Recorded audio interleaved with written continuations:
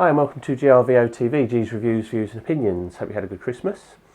I am doing a response to a couple of questions that I've had over the last sort of few weeks. Very simple. Which SD cards do you use and which SD cards do you think are best suited to the Nikon D7000, which is my sort of camera of choice? Well, I can't answer the second question because I haven't tried every single SD card out there. But what I have done is a lot of research, and I will give you my opinion on, and I will tell you what I use and how I use it. Now, first of all, I just want to clarify something with the speed of cards. Now, a basic card is probably around 15 megabits per second, then you can go up to 25, which used to be like a Pro card, then it went to 30, then 45, and then up to, I think you can get like 95 or 90 megabits per second cards, which are all to do with read-write times, etc. So yeah, the faster the better. However, your camera, which is obviously the most important thing here, I know this doesn't really affect the uploading to a computer, because a computer will probably upload faster than your camera can cope with. So that's where your faster speed might come in useful. But I'm going to talk about it from the camera's point of view. Your camera has a buffer and a computer chip built in and will only go at a certain speed. Now, once you've maxed out that speed, by putting a faster card in will not help you. It won't change your video quality, it won't make your camera shoot any quicker, and it won't improve the buffer.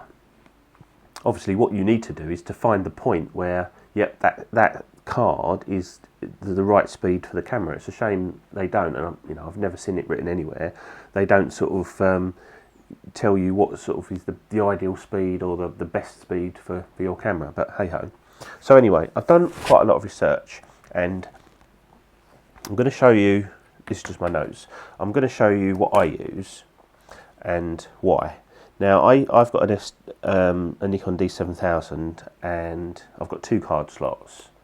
So what I do is I have in the top one, which I use for film, one of these. This is a 7dayshop.com professional class 10 8 gig card, and it's rated up to 20 megabytes per second. That's an SDHC card. In the second slot, which I use for video, I have a thing called a memory cow.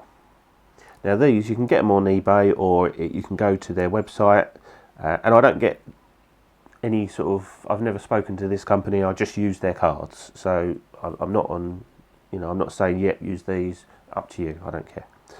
So anyway, www.memorycow.co.uk, or just look up Memory Cow on eBay and you'll see these cards. Now this is again a class 10 8 gig card. Doesn't tell me the speed, but I've worked it out to be around 20 megabytes per second. So it's the same as that one. And that's what it looks like, a little mini cow. So they're the 2 cards that I pretty much use all the time. Now the reason I use 8 gig cards is because if I ever lost a card, if I had a massive card, a 32 gig card with thousands of photos on, you've lost all of it. If I've got an 8 gig card, in high quality JPEGs, I get about 445 photos, which is absolutely fine. And they work very well. Now, I've tested both of these cards, and on a 10-second burst, so literally holding down 10 seconds, I get, out of both of them, 28 photos in 10 seconds, and the initial burst is 10. Now, that pretty much is as fast as this camera will go. I've seen people do exactly the same thing, which is why I did that, with a 90 megabits per second card, and it gives you exactly the same results. So the speed is not an issue. So they're the 2 I use. If, however, I am doing paid work, or I am on holiday abroad, I then use these, which are a pair of SanDisk Ultra 16 gigabyte, again class 10, but now 30 megabits per second, so a little bit faster, memory cards. Gives you the same results, 28 pictures in 10 seconds. It will do it. If you hold the shutdown for 1 second, you'll get the 6 frames that the D7000 is capable of. And again, no issues with them. The reason I use those for paid work and when I'm going abroad is because when I'm using these, I shoot RAW. So when I'm shooting RAW, I still get about the 500 shots out of each card, the same as I do the 8 gig when I'm using JPEGs. Plus these are bomb-proof, waterproof, I don't know, everything, X-ray proof. Can someone leave a comment? Are there problems? Has anyone lost photos on an SD card by going through an X-ray machine? I'd be interested to know. So anyway, yeah, they're waterproof, dustproof, shockproof, and X-ray proof. Apparently, maybe not bomb-proof, but you know, I don't know. Perhaps I haven't tried. So that's what I use. These at the moment are on special offer at Jessop's, and you can get a pair of 16 gig cards for delivered for about 22 quid, which I think is an absolute bargain. So there you go and get some of those.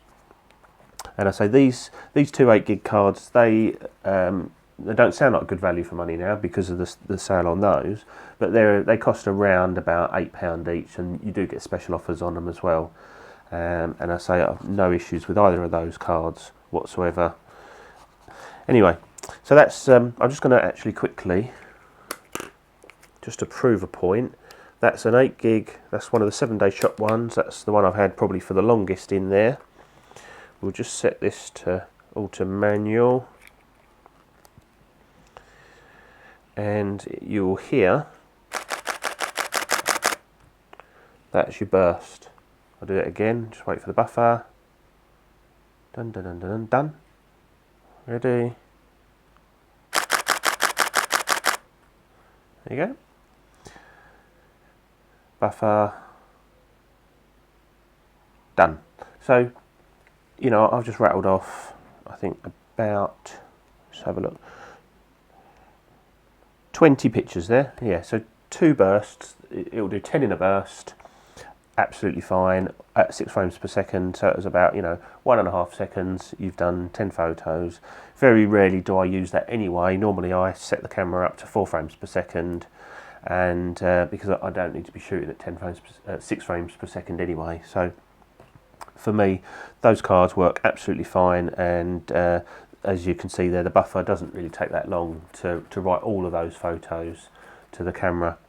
Just one more thing, which I don't see that it warrants a separate review, but this is called a Think Tank Pixel Pocket Rocket, and they're only about 12 quid. I got someone to buy it for me just as a little Christmas present, and they're fantastic. This particular one holds 9 SD cards. It's got a slot in the front, you can put a business card or something in there.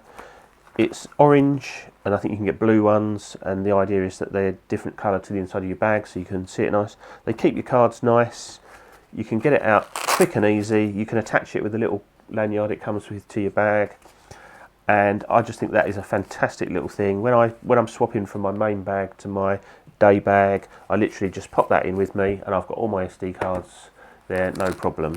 You could get in more SD cards if you needed. You could easily get 2 or 3 in each pocket, so there's plenty of room for all your SD cards. And you can see it's clear, you can see exactly what card you're getting. It keeps them nice and protected. I always put them in contact side down first, so they go in like that.